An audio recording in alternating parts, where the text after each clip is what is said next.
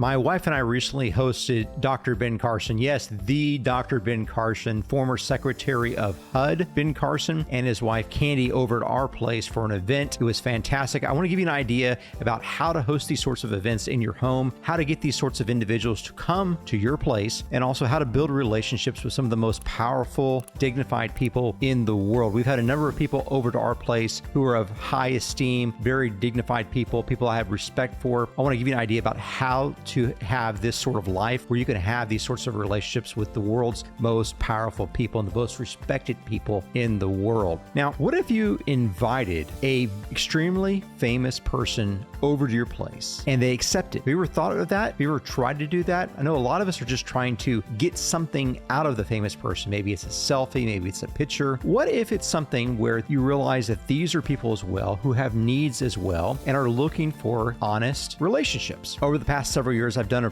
pretty good job of building relationships with people that are dignified, well-known, very respectful. And one of the ways that I found of doing this is to treat them with respect, but also to treat them differently than everyone else does. Everyone else seems to be suckling at the power. They're looking for power. They're looking to be close to power. They're looking to extract from themselves, for themselves, from the source of power, someone or something that can further their career, further their influence. And this is the wrong way of thinking about this. And so we had very recently Dr. Ben Carson over to our place. And what we asked of Dr. Carson was, we knew that he was hosting a number of events, a number of speaking engagements throughout the country. We also knew that he had recently founded a new nonprofit to be able to bring education back into the public school systems, education about our nature's history, our cultural history, and how the role of religion and history played a part in American history and how perhaps science shows that it should go forward. And so this American Cornerstone Institute, this 501c3, was just getting off the ground. And so we invited Dr. Carson over to our place. Now,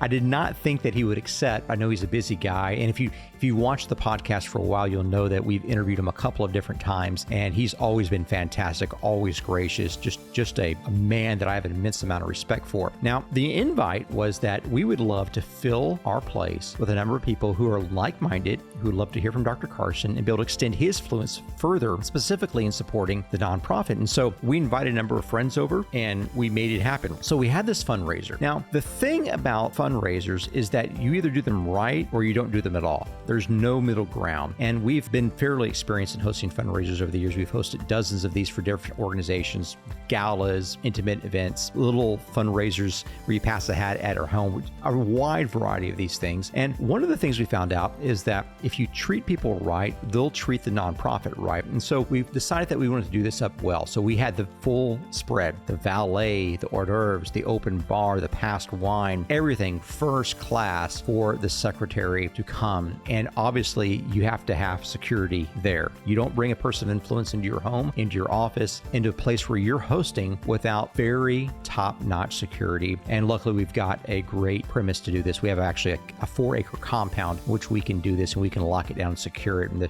the sheriff's department has been fantastic here. We've even hosted events. If you watch the podcast for long enough, you would know that we've hosted events with Secret Service, which is a totally incredible experience. It takes multiple days to prepare for, and I won't go into depth on that right now, but I can just tell you that they are the best of the best. Now, Dr. Carson coming over. The day before we found out, we knew about what time the event was going to be. The day before we found out that he and Mrs. Carson were going to be flying into an airport nearby, but they're staying on the opposite side of Houston. They were coming into town to share at a number of major churches, Second Baptist Church actually here in Houston, the next mornings. They were coming in, I believe it was on a Saturday night, and they came through and they were flying in 5 hours earlier. And when the team looked at the logistics to get them over to their hotel, then back over to our place that night, it was just easy for them to come over here early. And so they actually showed up 5 hours early. Now, what do you have whenever you've got someone of that sort of stature showing up to your place 5 hours early? Well, you better make them comfortable. You better make a place for them to detach, a place for them to be alone, a place for them maybe to get some snacks and some refreshment and some drinks, and also have the ability to be able to get a little bit of work done. And so we set up a VIP room in my office, had the full spread.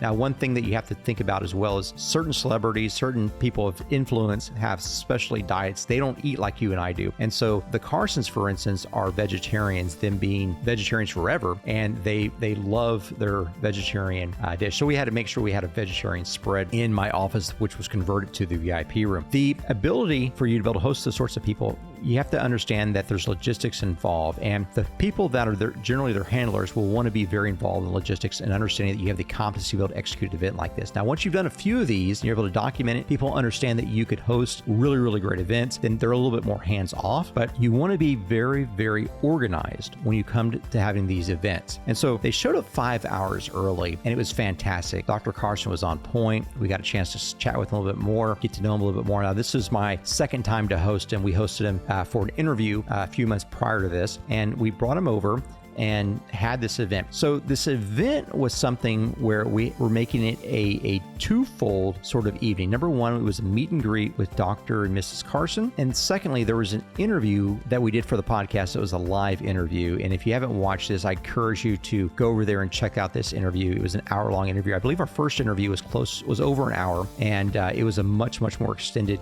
conversation. But we did a live audience interview, a live audience with the open bar, a lot of fun. And of course, here we've got a 2-story lobby, which makes things a little bit more exciting. And we've hosted a number of these events here, but they're really, really great. A lot of fun to do in a high energy atmosphere. Some of the things that I learned from this conversation had to do with the way a dignified person working with purpose operates within their life. And the first thing I learned was that a purposeful life, a person with purpose, is someone who's singly focused on one objective. For Dr. Carson, it was the neurosurgery work that he did for the first 30 years of his career. From there, they started to migrate into the area of education, specifically within the public school systems, the urban schools, and how do you effectuate change within those environments. And he did this amazingly as Secretary of HUD, because he realized that if you can create a home environment, it helps the learning environment function much better. And so his role in Secretary of Housing and Urban Development was to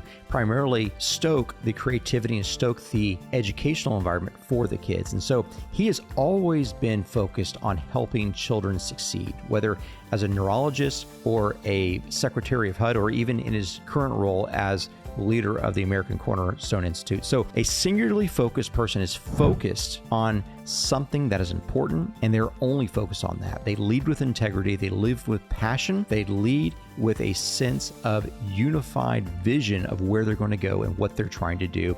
And this is one thing that I've learned from Dr. Carson. The second thing I learned from Dr. Carson was that whenever you invest to help others, you have to invest in a way which helps them pull themselves up by their own bootstraps, that you don't give people a handout, you give them a hand up. And I know that is a sort of a faux pas type of saying that you would not normally use in passionate discourse, but this is something he really believes, is you have to help people help themselves. And so one of the things that he is famous for is building out these libraries. And a lot of people don't know this, but he and his wife have personally funded hundreds of libraries in public school systems throughout the country. And they've done this primarily anonymously over the years. And so this is something that's really, really impressive about these people. The more you understand how much they give, the more you understand how well thought out their planning is, and also how well thought out their strategy to effectuate change within their communities, within their nation truly is. It's really, really remarkable. A third thing that I learned from Dr. Carson from this conversation that I had with him was that how can we help people who are traditionally underprivileged? These are